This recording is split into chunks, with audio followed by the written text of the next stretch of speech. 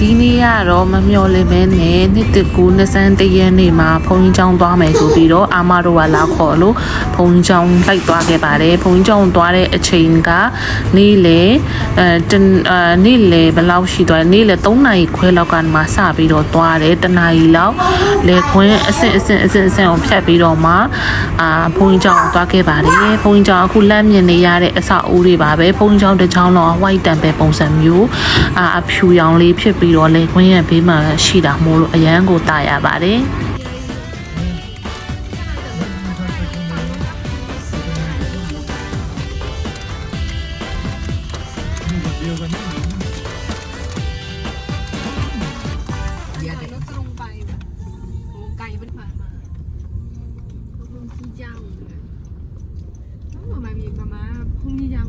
วัดดูมันหนูขอนะวัดคือภาษาพม่าเรียกว่าอะไรพงยี่จังเหรอพงยี่นี่ในจังหรือพงยี่จังพงยี่ในจังกับพงยี่จังเลยจะวัดเลย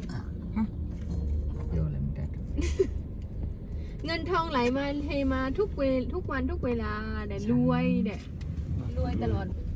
จอดรับคนเมื่อกี้เห็นคุณป้าตรงๆเขาเรียกมาเมย์บะสู้นี่นะตัวลูกสู้เลย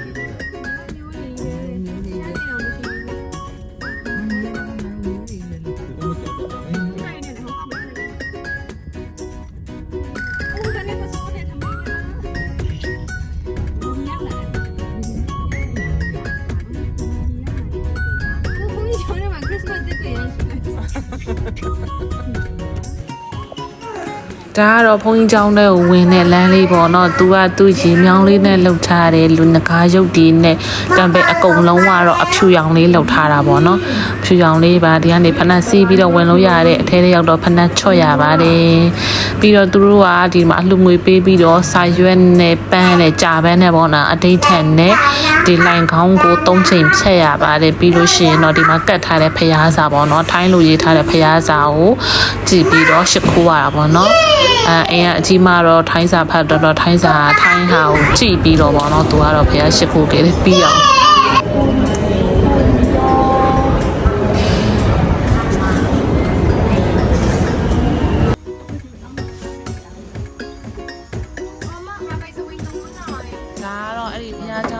အပြင်မှာရှိတယ်ပေါ့နော်စားတောက်ဆိုင်မှာ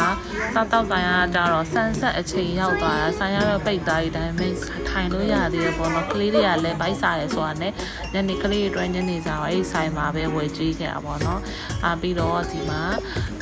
သူ့ရဲ့အပြင်ဘက်ပေါ့နော်လေကွင်းဘက်မှာတဲတန်းလေးတွေရှိတယ်တဲလေးမှာပြီးတော့ထိုင်ပြီးတော့နော်ဆန်ဆက်ကိုကြည့်နေညနေစာစားကော်ဖီတောက်ခဲ့ပါတယ်အရလာနော်ညမပြီးတော့မတိရသွားတယ်တကယ်လို့ကိုမှအချိန်လဲပေါ်တယ်ဘန်ကောက်နဲ့မနီးမဝေးမှာရှိတယ်ဟိုပေါ့နော်သွားချင်တယ်ဆိုလို့ရှိရင်ဖျားလဲဖူးview လဲကြည့်ရင်လည်းပေါ့နော်အဲ့လေကွင်းပြင်မှာဒီနေ့ကုန်အေးအေးဆေးဆေးထိုင်ပြီးတော့ချီးလို့ရပါတယ်လူကြီးသူမတွေပါတယ်လေလူကြီးတွေလည်းတိတ်ကြိုက်မှာနော်အေးအောင်လို့သူတို့ကရှိလေးပါလေးဖြန်းထားတယ်ပေါ့နော်အမိုးပေါ်ကနေပြီးတော့အရန်လှပါတယ်ဆန်းဆက်ကိုတဝါကြီးကြည့်ပြီးတော့ဓာတ်ပုံလေးရိုက်ပြီးတော့ပြန်လာခဲ့ပါတယ်